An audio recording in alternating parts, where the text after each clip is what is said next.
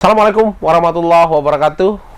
Horas maju ajua, ahoy yahuvu. Berjumpa kembali dengan saya Yin Solihin, pemimpin redaksi Harian Tribun Medan dan tribunmedan.com dalam acara spesial kita Ngopi Sore. Ngopi Sore edisi hari ini spesial karena saya kedatangan tamu agak jauh dari Danau Toba sana. Beliau adalah PJS Bupati Toba, Dr. Agustinus Panjaitan, SSIT, MT. Beliau saat ini menjabat sebagai PJS Bupati Kabupaten Toba untuk kemudian menggantikan sementara bupati yang tengah berlaga di Pilkada. Pak Agustinus ini juga dikenal oleh masyarakat Sumatera Utara sebagai Kepala Dinas Perhubungan Provinsi Sumatera Utara. Dapat tugas double hari ini oleh pemerintah untuk juga sambil mengamankan jalannya roda pemerintahan di Kabupaten Toba. Pak Agus, bagaimana kabar hari ini? Baik, Pak. Terima kasih, Pak, sudah hadir di Studi 1 Tribun Medan. Kita akan diskusi di Ngopi Sore hari ini, Pak, tentang Tribuners, tentang bagaimana kemudian Pemkab Toba di bawah pimpinan Pak Agustinus ini mempersiapkan Pilkada 2024 yang akan berlangsung di 27 November mendatang. Begitu Pak Agus. Pak Agus ini menjabat berarti 2 kamar nih Pak. Ya. Mimpin di 2 kamar, 1 tingkat provinsi, 1 lagi dikasih tugas berat di Toba nih Pak. Ya. Sudah berapa bulan ini Bapak kemudian menjabat di Kabupaten Toba Pak? Baik, Pak Iin, Tribuners, Ngopi Sore. Selamat sore, salam sejahtera bagi kita semua. Jadi Pak Iin, saya dikukuhkan sebagai penjabat sementara Bupati Toba terhitung mulai tanggal 25 September yang lalu. Jadi dikukuhkan tanggal 23 secara definitif mulai 25 September sampai nanti di tanggal 23 November yang akan datang. 23 November, oke. Betul. Jadi tentu ini suatu tugas berat bagi saya, tapi tentunya dengan dukungan berbagai pihak, termasuk pemerintah Kabupaten Toba, saya yakin percaya saya bisa menjalankan tugas ini dengan baik dan mudah-mudahan bisa sukses, khususnya dalam konteks penyelenggaraan pilkada yang menjadi salah satu tugas kami selaku penjabat sementara, itu memastikan fasilitasi dari penyelenggaraan pilkada dapat berjalan dengan baik. Pak Agus, artinya 23 baru sebulan berapa hari lah ya. Artinya Pak Agus juga sudah melihat lah ya Pak, memantau secara langsung. Walaupun ini produk lokal, tapi kan di provinsi nih. Siap. Ini kan dikasih tugas nih, pelototin nih kamarnya satu lagi nih. Kan Pak Agus sudah melihat lah ya secara langsung bagaimana kemudian kesiapan masyarakat kita, kesiapan pemerintah daerah, aparatur negara lainnya, mau TNI, Polri maupun penyelenggara pemilu, ada KPU dan Bawaslu di sana. Kemudian sejauh ini Pak, bagaimana Bapak melihat persiapan kita sendiri menuju hari H? Kan hari ini sudah masa kampanye kan Pak? Baik, terima kasih Pak In, Tribuners. Jadi saya semenjak dikukuhkan tanggal 23, 25 saya langsung membuat pertemuan dengan jajaran OPD, termasuk saya minta langsung dihadirkan kita bersama-sama dengan KPU dan Bawaslu. Saya mau lihat juga sejauh mana persiapan kita dan tentunya apa antisipasi dalam konteks penyelenggaraan pilkada khususnya di Kabupaten Toba. Memang secara umum saya melihat sangat kondusif sekarang ini, tapi tentu ini kan situasi sangat dinamis, bisa saja nanti last minute bisa berubah ya Pak. Betul, kita perlu antisipasi artinya. Tadi jajaran OPD kita juga sudah cukup responsif sebenarnya. Persiapannya dari sebelum kami atau saya dikukuhkan sebagai penjabat sementara, karena saya lihat sudah supporting dari APBD khususnya untuk lembaga penyelenggara pemilu seperti KPU, Bawaslu, kita sudah distribusikan supporting dari sisi pembiayaan termasuk ke aparat TNI Polri. Jadi artinya seluruh pendanaan juga disiapkan, program juga tentu sudah dipersiapkan oleh KPU dan Bawaslu, dan sudah berjalan kegiatan-kegiatan sosialisasi, bagaimana mendorong partisipasi nantinya, karena ini sangat penting tentunya. Tapi kita cukup bangga, ya cukup angka partisipasi pada saat pileg pilpres itu cukup tinggi, hampir mendekati 80%, 79 ke 80%. Cukup dari lumayan. 100 kita 79%, Pak, Iya, hampir 80% iya, ya. betul. Angka keterlibatan itu angka di pemerintah. pileg Itu lumayan pilpres tinggi, kemarin, jadi kita berharap target kita nggak muluk-muluk ya, di atas 80 bisa 80%. persen, itu cukup, karena itu kita lihat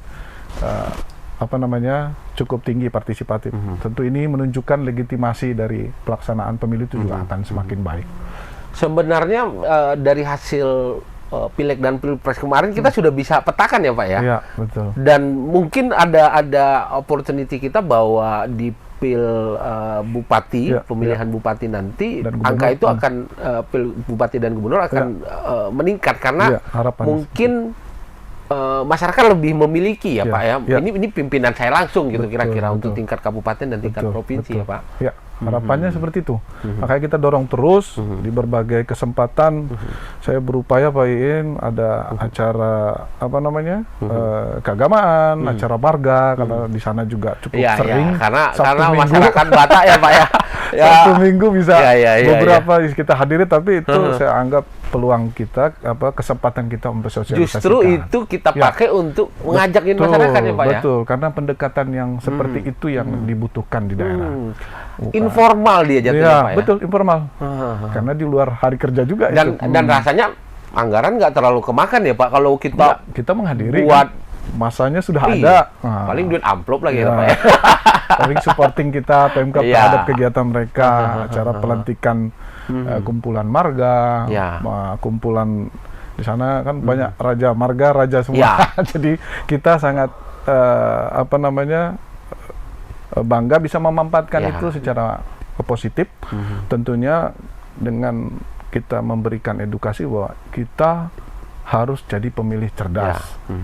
Kita harus sama-sama memastikan bahwa kepala daerah, bupati, dan wakil bupati yang kita pilih adalah betul-betul eligible, punya kapasitas untuk memimpin 5 tahun ke depan. Masa depan kabupaten ini ada di tangan masyarakat Toba. Itu jadi harus dipahami. Jadi itu aja yang saya terus ulang-ulang. Dengan pendekatan-pendekatan informal tadi, Pak ya. Betul. Masyarakat tapi energinya harus di Bapak ini kan. Ya, betul. Di teman-teman tingkat OPD yang kemudian harus memaksimalkan kebiasaan masyarakat untuk kemudian kita menyusupnya lewat sosialisasi pilkada ini, Pak ya. Betul. Di samping KPU, Bawaslu juga terus, secara formal mereka terus mengajak melakukan ya, Pak, ke sekolah, Gen Z juga didorong, disupport supaya bisa betul-betul memahami, karena mereka mungkin pertama kali kita dorong, mereka bisa aware sama kabupatennya sendiri supaya kita bisa memilih pemimpin yang betul-betul. Pak Agus, kemudian tadi sempat disinggung bahwa secara pendanaan kita sudah support nih, bahwa ketika Bapak masuk juga anggaran itu sudah diplot. Betul. Nah, seberapa jauh, Pak, sudah persentasenya? Apakah sudah 100% itu kita siapkan? Ini kan juga bergantung pada bagaimana kemudian penyelenggara pemilu untuk kesiapan logistik, termasuk surat suara bagi di saat pemilihan nanti, Pak. Betul Pak In. Jadi yang saya pastikan dulu, jangan kita push supaya di prepare, tapi pendanaan juga nggak berjalan kan. Jadi itu saya langsung cek, jadi secara budgeting itu sudah 33 M lebih 33 untuk KPU, miliar, Pak ya? Lalu untuk Bawaslu sekitar 14,5 M, lalu ke rekan-rekan di Polri itu sudah mencapai di angka 4 M, dan TNI 2 miliar. Jadi secara keseluruhan dari sisi penganggaran sudah clear, dan bahkan kita sudah terinformasi mereka juga sudah kayak seperti KPU sudah persiapan ke logistik juga sudah mulai, sambil mereka melakukan kampanye, termasuk Bawaslu membuat terobosan bikin pionir huta atau desa pengawasan partisipatif. Ada di salah satu desa di Sibuntuan di Kecamatan Uluan. Saya hadiri langsung bagaimana Bawaslu juga mengajak peran serta perangkat desa, masyarakat untuk sama-sama mengawasi jalannya pelaksanaan pemilu. Jadi ada di launching kemarin, kami langsung dengan Bawaslu Provinsi dan Kabupaten Toba melaunching Huta Pengawasan Partisipatif Huta Pengawasan atau Partisipatif. Kampung Pengawasan Partisipatif. Jadi unsurnya adalah perangkat desa dan masyarakat untuk sama-sama mengawasi jalannya Itu pemilu. di luar perangkat KPU. Iya, ya itu mengajak partisipasi masyarakat. Ya. Betul.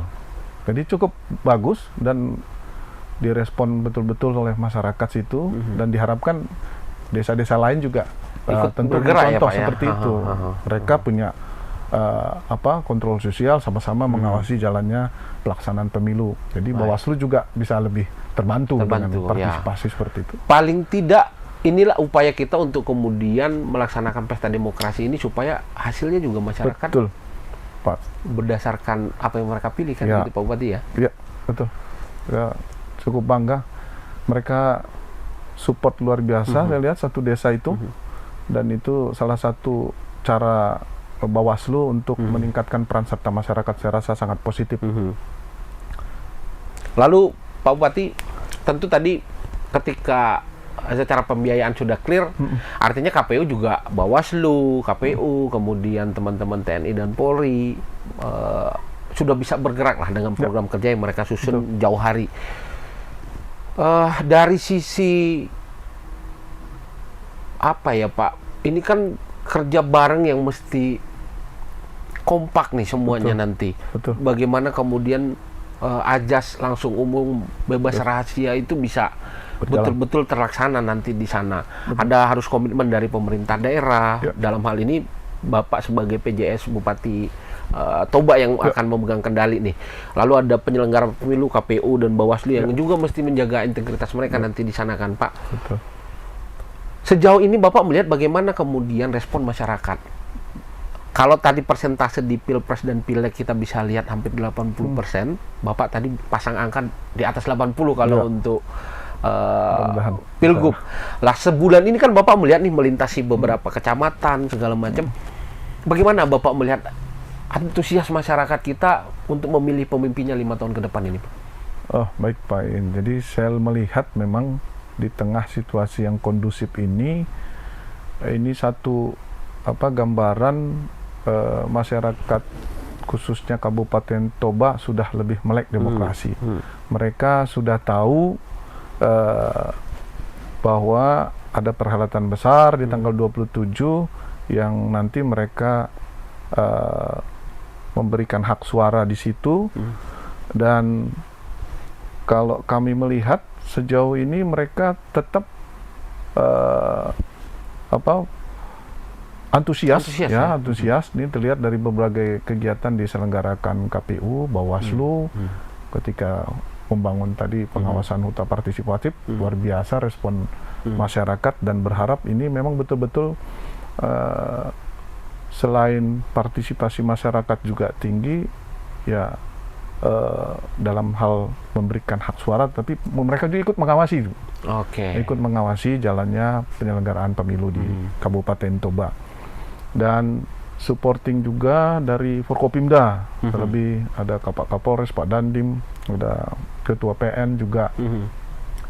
Kami setiap ada event, kemarin sempat kami goes sama, kita lihat gimana menjalin keguyuban itu ya Pak ya. Jadi yang non formal baik kita banyak-banyakin diskusi sama Pak Kapolres juga melihat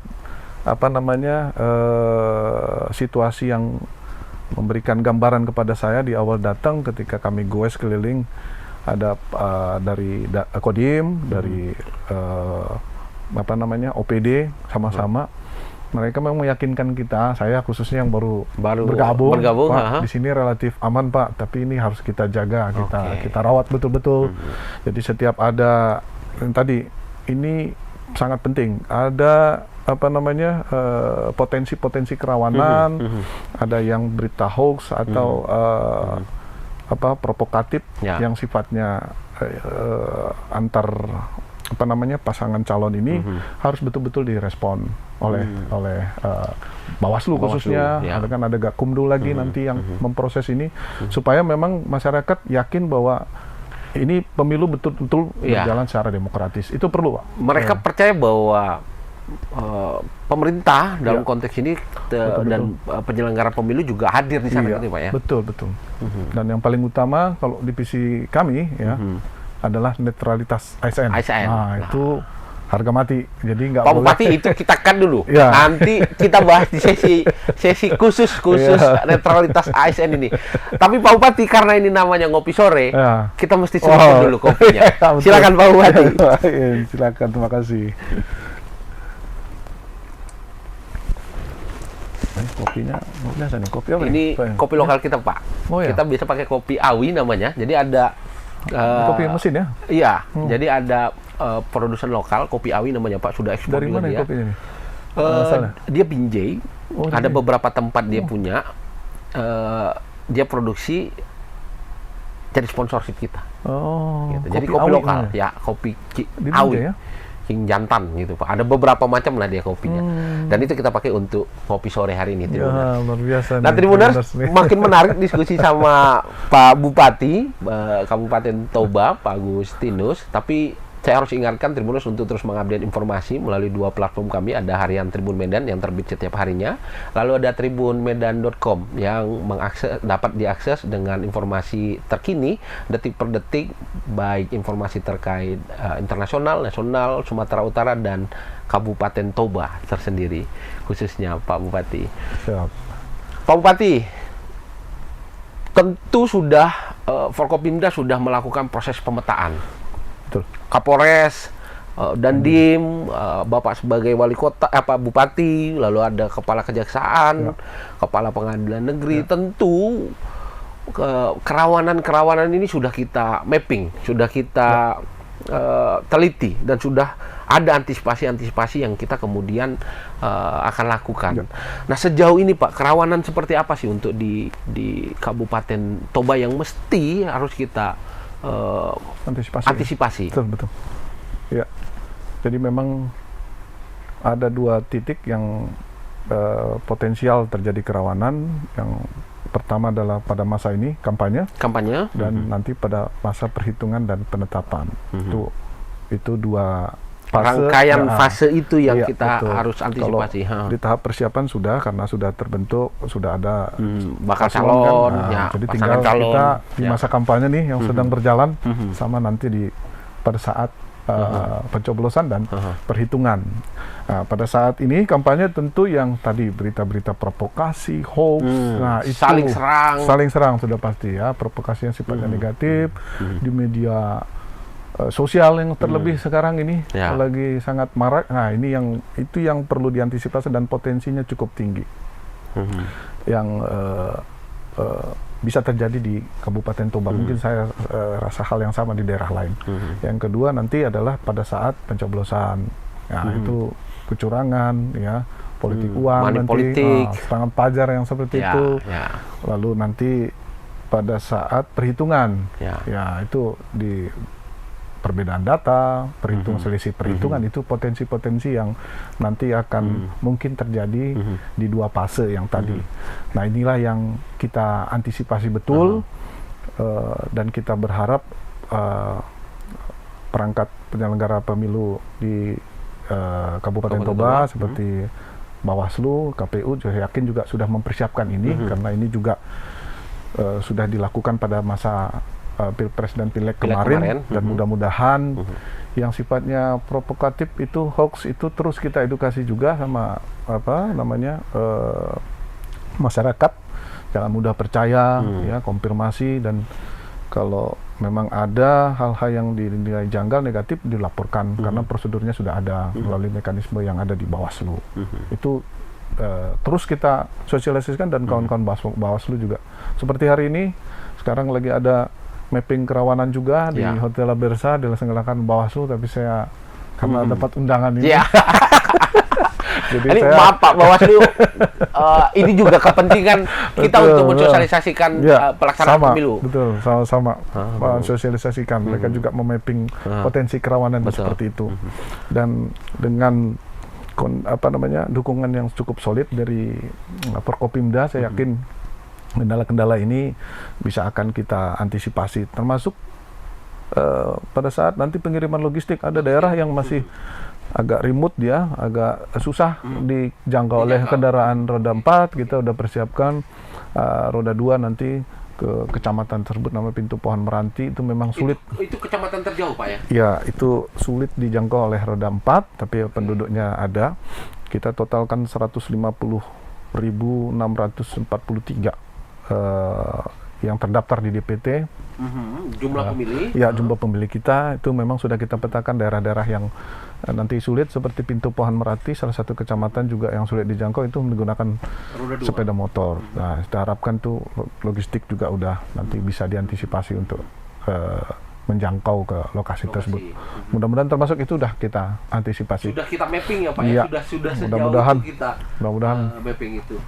bisa Ya, paling lancar. tidak Tribuners tadi bahkan suara 150.643 masyarakat kita di wilayah Toba, terjauh itu juga menjadi penting untuk kemudian menentukan pemimpin kita ke depan. Ya, kan, betul sekali, betul.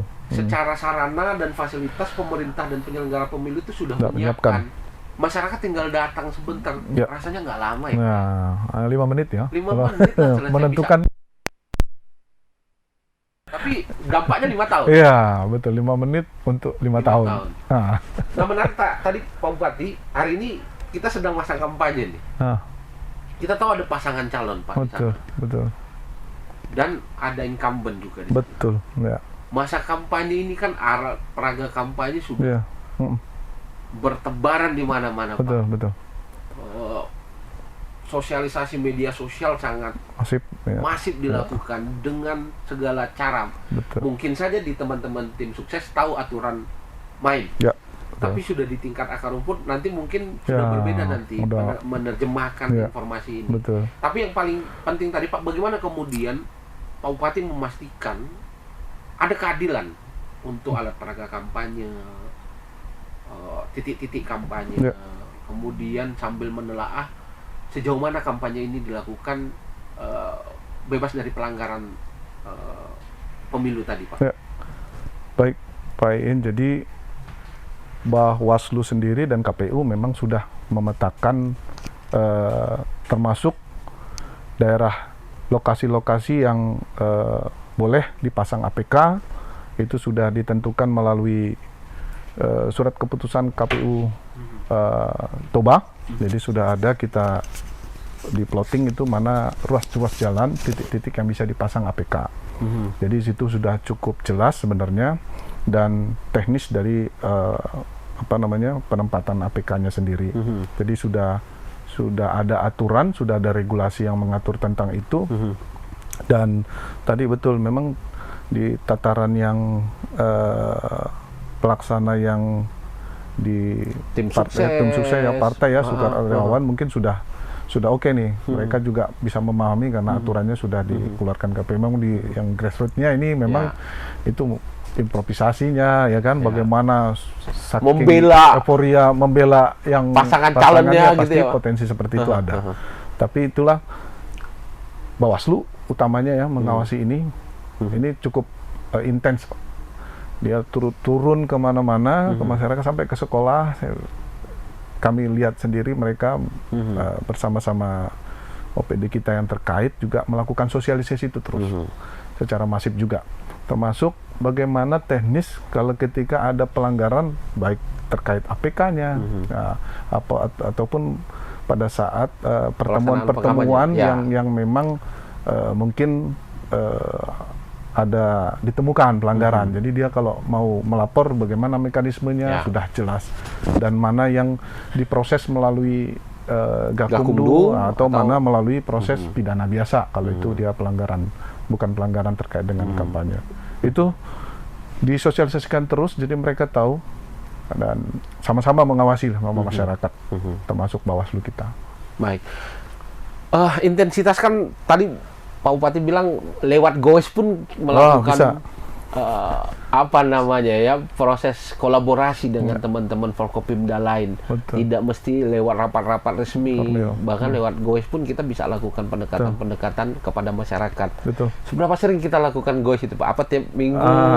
Kalau goes memang karena saya lihat juga beberapa OPD juga belum terbiasa mungkin. Kalau saya kebetulan sudah terbiasa. Oke. Ini kepala dinas perhubungan kalau diajak sepedaan ini nggak sadar udah di Parapat kita dari Medan. Jadi memang nggak harus goes. Kita kayak kemarin kita ada kebetulan kita ada event memperingati Hari Perhubungan Nasional. Kita buat di sana supaya memang sekaligus kita mensosialisasikan itu, mengajak memastikan bahwa kita kondusif loh di sana, nggak ada apa namanya riak-riak yang berpotensi. Itu juga memberikan kepercayaan kepada publik bahwa Toba aman. Dan menjelang pilkada Toba betul-betul sudah siap. Itu perlu keyakinan itu untuk memastikan mereka bisa yakin datang ke TPS juga aman, nggak ada intimidasi, tidak ada paksaan, sehingga bisa memilih sesuai dengan itu. Penting saya rasa. Makanya saya coba yang informal itu lebih kita kedepankan. Yang ke adat juga pertemuan-pertemuan marga, pertemuan gereja juga di sana itu juga sering. Kita maksimalkan ya. Saya coba setiap minggu ketika nanti ada kegiatan ibadah juga ada kesempatan kita sosialisasikan di situ. Ada kegiatan ibadah, kebetulan kadang kalau nggak ada kegiatan di Medan, Sabtu Minggu saya di sana. Kalau Sabtunya acara adat marga, Minggunya ibadah. Nah, kita kita dikasih momen untuk menyampaikan atau sekaligus apa sambutan atau apa, disitulah kita masuk ya Pak ya. Ya, itu cukup saya rasa cukup pendekatan yang cukup diterima ya, karena melalui dan rasanya juga lebih mengena Pak. Betul. Kita bisa komunikasi dengan ketua adat, ketua kepala tokoh-tokoh agama. Betul. Yang mereka pun punya peran di akar rumput masyarakat, saling mempengaruhi yang positif. Jadi saya merasa walaupun tiap Sabtu Minggu ada kegiatan, tapi semua bisa kita isi dengan sosialisasi yang seperti itu. Mudah-mudahan. Tribuners, kalau kita ingat di masa transisi pemerintahan Presiden Joko Widodo ke Presiden Prabowo, saat itu sangat masif informasi terkait bagaimana kemudian PJ Gubernur, PJS Gubernur, PJ Bupati Wali Kota, PJS Bupati Wali Kota terus dirongrong dengan ayo netral kalian. Kan gitu ya Pak, betul. Kira-kira. Betul. Kita harus konfirmasi dulu nih ke beliau sebagai PJS Bupati Kabupaten Toba. Pak, sebagaimana kemudian masihkah pertanyaan-pertanyaan itu, ini PJS Bupati netral nggak? PJ Wali Kota netral nggak? Gimana itu Pak? Masih nggak sampai hari ini tekanan, ketidakpercayaan seperti itu? Baik, Pak En. Jadi waktu kita dikukuhkan pada tanggal 23 September yang lalu, memang salah satu poin utama samping kita bertanggung jawab dalam memimpin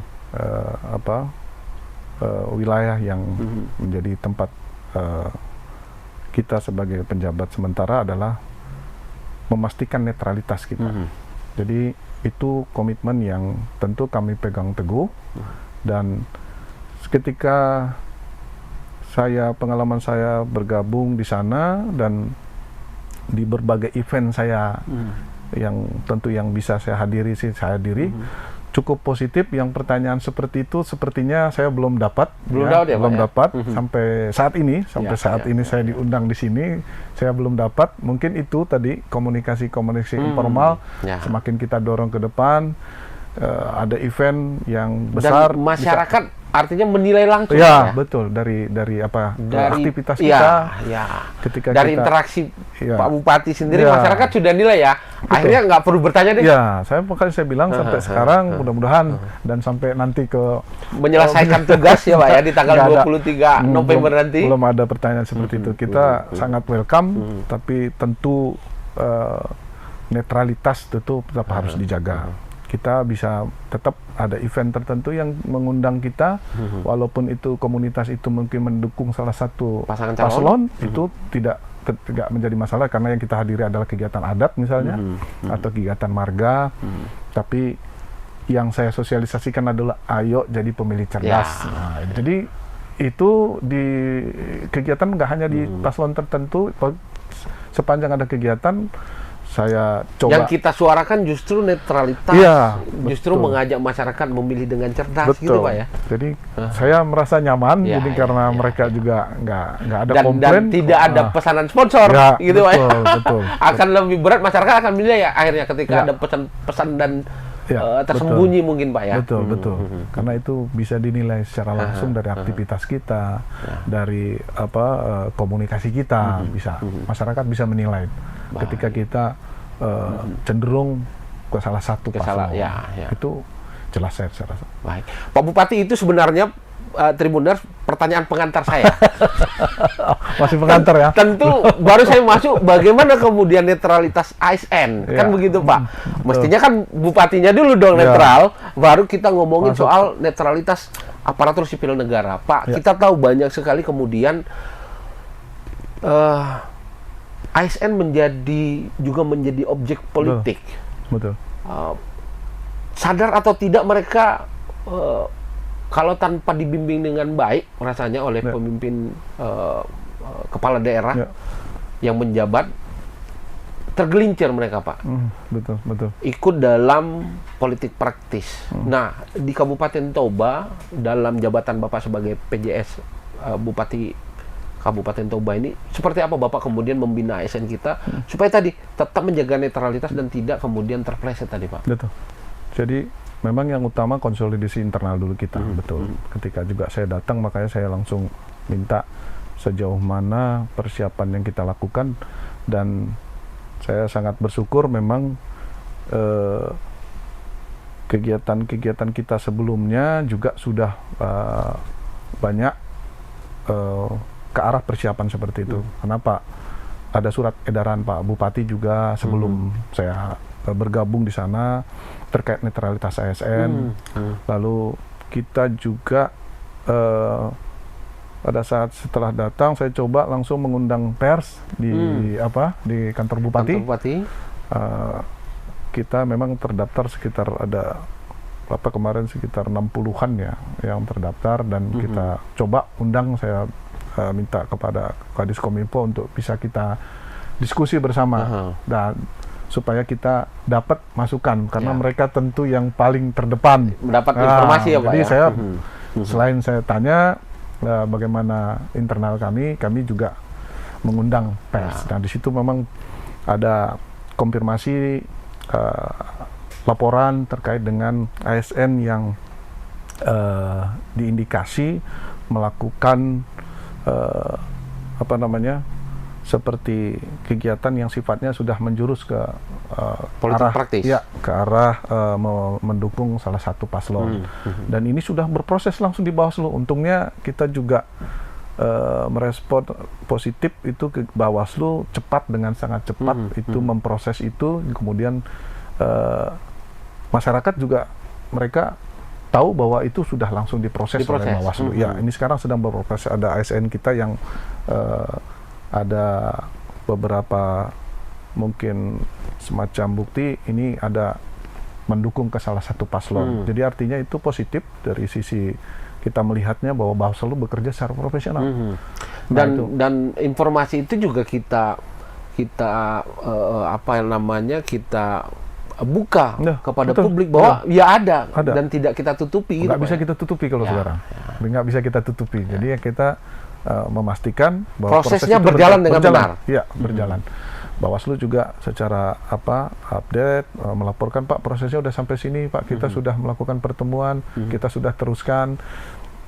Jadi kita melihat, wah, ini yang ditunggu masyarakat sebenarnya. Jadi berpikir yang lain itu. Artinya ASN juga memang betul-betul menjaga netralitas karena kita sudah diatur yang dilarang. Itu udah jelas di dalam undang-undang ASN. Sanksinya juga sudah jelas. Jadi jangan main-main dengan politik masalah praktis, netralitas dengan mendukung atau menggunakan fasilitas negara untuk mengarahkan ke salah satu paslon. Itu dampak positifnya saya merasakan ketika berinteraksi dengan kita juga ada kontrolnya. Itu ASN dinas gitu Pak? Ya, betul, di salah satu dinas ya? kita. Nah, tapi juga memang sudah ada klarifikasi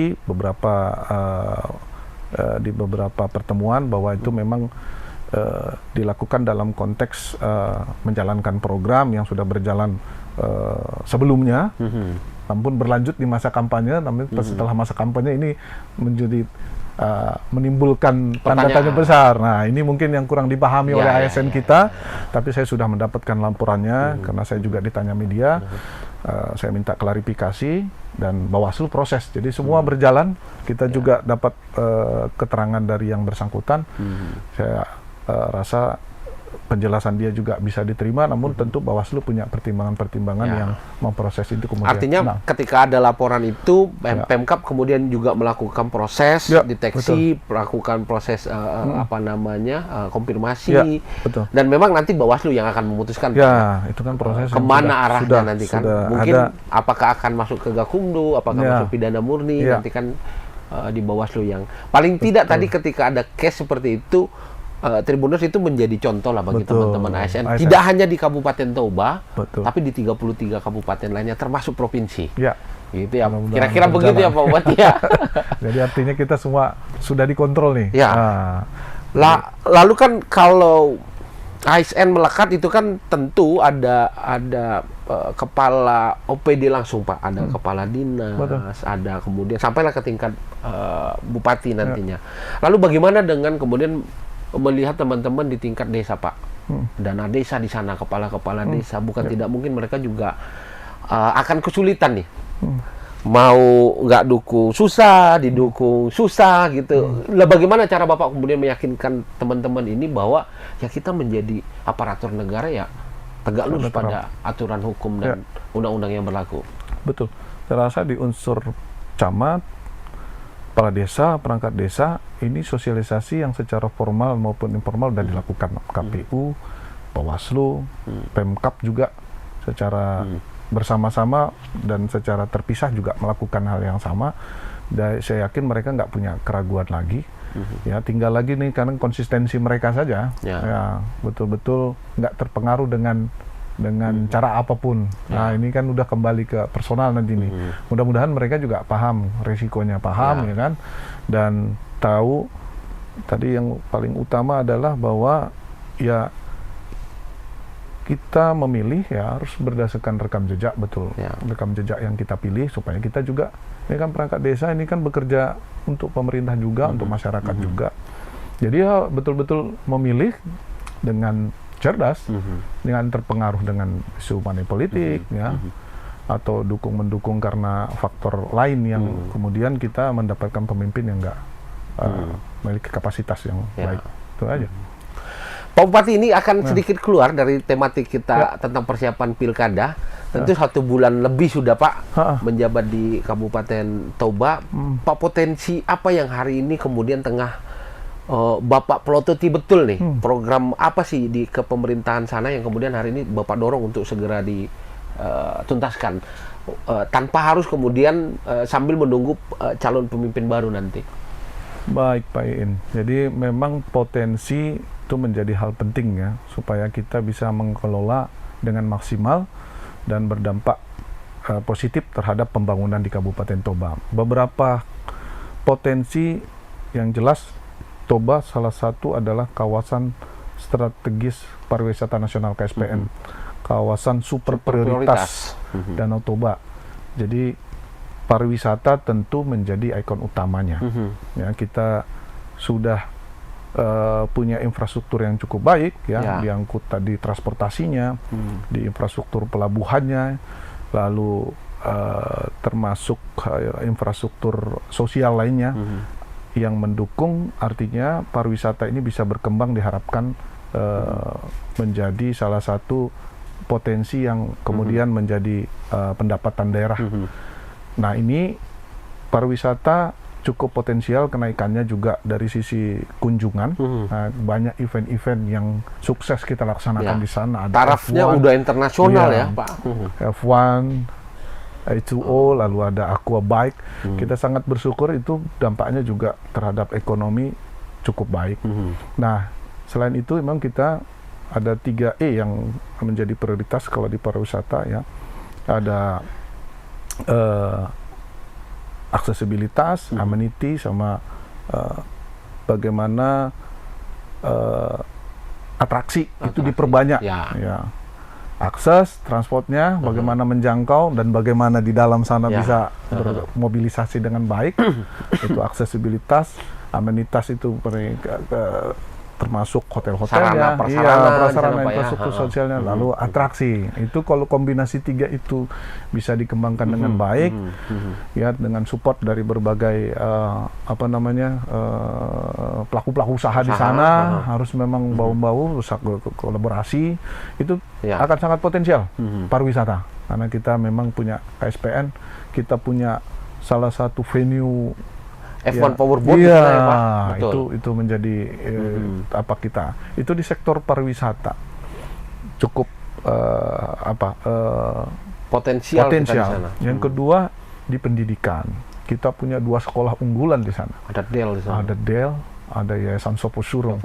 Yang dua-duanya ini juga banyak mencetak orang sukses itu, Pak. Iya, yang bisa sekolah kemana-mana, bukan hanya dalam negeri tapi dan lulusannya diserap di banyak berbagai lembaga, lembaga yang bahkan keluar mereka bisa internasional, survive. Bisa keluar survive. Jadi artinya itu menjadi hal yang penting. Sebelumnya maksud saya itu sangat minim siswa lokal yang bisa masuk, jadi penonton ya. Sekarang sudah cukup banyak. Ini membuktikan bahwa ini kita sudah bisa sejajar dengan kita sudah bisa daerah lain, ya. SDM kita bisa bersaing ya, Pak. Iya, dan itu tentu akan sangat mendukung salah satu SDM ini kata kunci juga untuk kita bisa melakukan pembangunan. Di samping komoditas unggulan ya, padi, jagung, kopi. Nah, itu 3 itu yang di Kabupaten Toba juga terus disupport oleh pemerintah untuk bisa terus dikembangkan hasilnya, termasuk cakupannya, coverage-nya. Itu juga cukup sangat mendorong pendapatan daerah. Itu saya rasa 3 poin yang utama di Kabupaten Toba. Ini juga tentu saya yakin para pasangan juga sudah melihat itu sebagai suatu potensi, tinggal bagaimana daerah bisa memanfaatkan itu secara optimal, saya rasa. Baik, tadi Tribuners khususnya masyarakat di Kabupaten Toba, tentu Tuhan sudah kasih kita alam yang luar biasa, indah, Pak. Betul.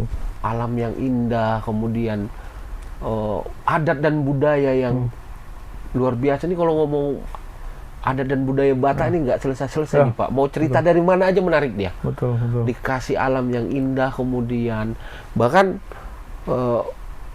rasanya tinggal sumber daya kita yang mengelola ya, Pak. Ya, bagaimana memaksimalkan. Venue kita sudah bagus, mau tinggal Pemkab mungkin tadi, Pak, yang terakhir itu atraksi.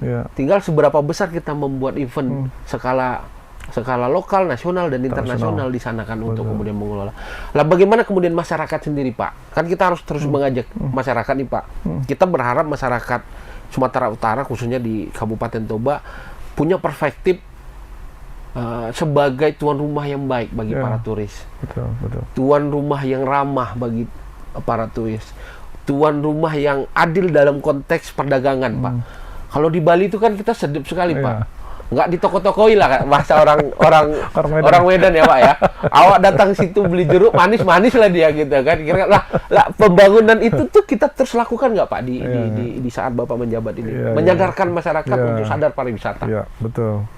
Pariwisata itu sangat terkait dengan hospitality ya, penduduk atau masyarakat setempat. Jadi jangan berharap turis akan datang kalau kita berpikir keuntungan sesaat. Ya. Tapi itu toko-toko itu ya. Dampaknya luar biasa kan. Orang langsung jerah dia datang itu kan image yang selama ini juga melekat di kita. Bukan hanya di Toba, mungkin secara umum Sumatera Utara itulah kita ya, Pak. Masih itu challenge-nya itu. Nah, ini kan nggak cepat juga ini, Pak. Butuh waktu ini. Ya, Pak. Ini kan bisa jadi karena udah lama terbiasa dengan kultur seperti itu juga, itu cukup sulit kita secara Instan, ya, Pak, ya. drastis untuk tapi paling tidak kita edukasi mereka, termasuk beberapa hotel-hotel itu kita ada pendataan dari Dinas Pariwisata untuk mendata jumlah wisatawan mereka yang dari mana saja gitu Pak ya. Kita betul, mendata itu penting supaya kita lihat bagaimana trennya sebenarnya, dan mengedukasi masyarakat tentunya itu penting.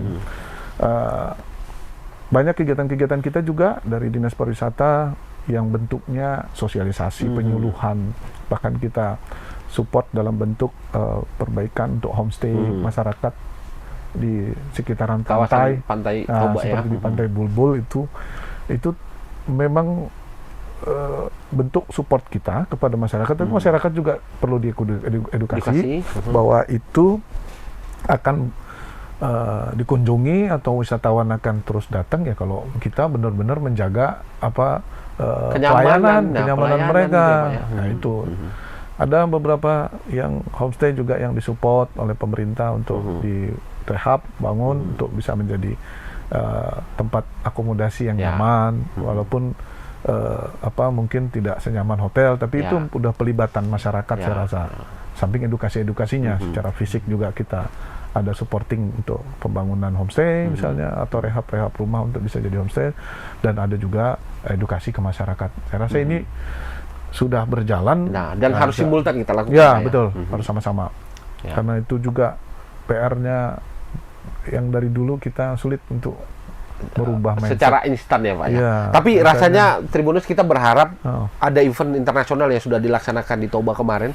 Ada F1 powerboat, lalu ada aquabike di sana. Rasanya dari event itu kan masyarakat sudah merasakan langsung Pak dampaknya. Yang jual telur gulung misalnya kan, yang tadinya misal 10 tusuk bisa jadi 100, atau yang jual makanan di sana atau UMKM kita kan sudah merasakan dampaknya. Tapi ya kalau kita tidak menjaga keramahan kita tadi kan jangan-jangan nggak datang lagi tuh turis ke tempat kita, males dia Pak.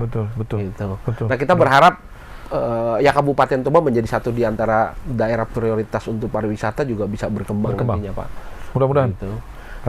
Tribuners, ini menarik sama Pak Bupati, 1 jam nggak cukup, mesti kita sambung lagi nanti. Kita berharap bisa ada momen lagi untuk wawancara dengan Pak Bupati.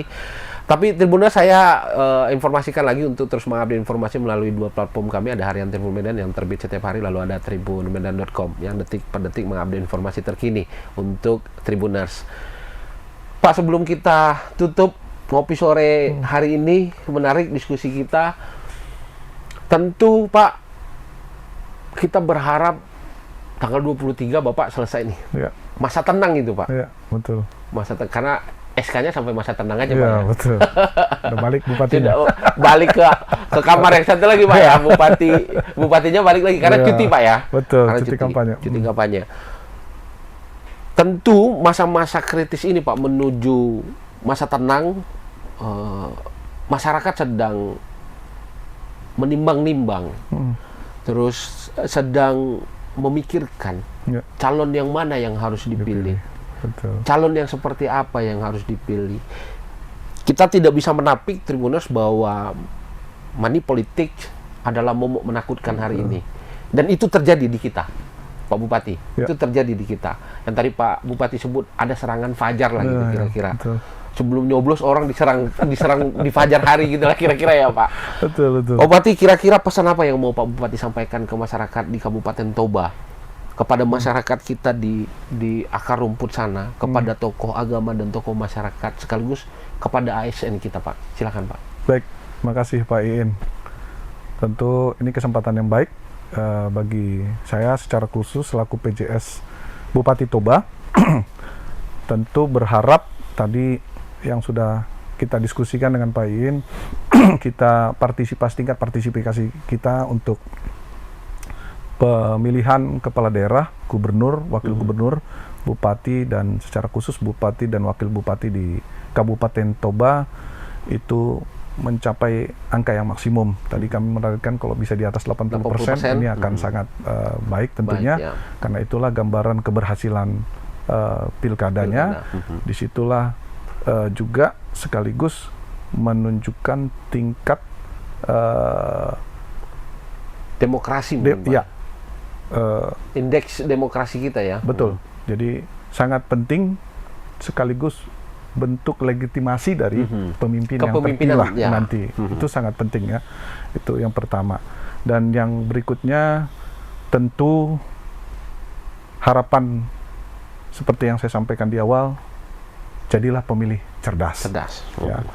Pahami pertama adalah kita sudah terdaftar di DPT. Ini tentu hal sangat penting supaya kita pastikan kita punya hak suara di situ. Lalu yang kedua, maka pahami paslonnya, Ya. rekam jejaknya. Rekam jejak. Ya. Apa visi misinya dan apa programnya, program kerjanya. Itu tentu akan menggambarkan nanti secara utuh apa yang akan dicapai selama kepemimpinan. Itu sangat penting dan betul-betul hindari money politik. Itu saya rasa yang paling penting untuk kita pahami. Dan kepada ASN tentunya yang saya pimpin di pemerintah Kabupaten Toba, jaga netralitas. Itu jelas sanksinya, jelas aturannya, kita dilarang di undang-undang tentang ASN, termasuk di peraturan pelaksanaannya terkait dengan disiplin ASN. Sudah sangat jelas risikonya apa. Jadi kita juga harapkan ASN itu betul-betul menjaga netralitas. Dan kita berharap tentu sama-sama menjaga seluruh masyarakat Toba, menjaga ketentraman dan ketertiban. Ya, hindari yang sifatnya memprovokasi, membalas atau memberikan berita-berita yang hoax di media sosial khususnya, sehingga kita betul-betul wilayah kita khususnya di Kabupaten Toba betul-betul kondusif. Mungkin itu beberapa hal yang saya harapkan, kami harapkan, tentu pemerintah Kabupaten Toba harapkan selama masa kampanye dan pencoblosan sampai nanti ke penetapan. Mudah-mudahan Toba bisa menyelenggarakan ini dengan baik. Pak In, kita doakan. Baik, Pak Bupati, kita berdoa, Tribuners, kita berharap pesta demokrasi kita memilih pemimpin kita untuk 5 tahun ke depan. Ini bukan memilih presiden, tapi lebih spesifik memilih kepala daerah kita yang akan langsung berdampak pada kita sendiri. Betul. Salah pilih, menderita kita 5 tahun. Benar memilih, bahagia kita 5 tahun. Kira-kira begitu, Pak Bupati. Betul. Pak Bupati, terima kasih sudah hadir di Ngopi Sore edisi Ya. hari ini. Mudah-mudahan ada kesempatan lain kita untuk membahas perkembangan Kabupaten Toba. Dan tentu, karena beliau juga Kepala Dinas Perhubungan, tentu nanti kita akan update Tribuners bagaimana kemudian perhubungan di Sumatera Utara dalam konteks diskusi berikutnya. Baik, siap. Terima kasih Tribuners Siap, sudah benar-benar. menyimak tayangan Ngopi Sore edisi hari ini. Kita jumpa lagi di Ngopi Sore edisi berikutnya. Tetap sehat, jaga kesehatan, tetap waras, dan jangan lupa sekali lagi tanggal 27 November kita menjadi pemilih yang bijak seperti kata Pak Bupati tadi untuk menentukan siapa pemimpin kita 5 tahun ke depan. Terima kasih. Horas. Assalamualaikum warahmatullahi wabarakatuh.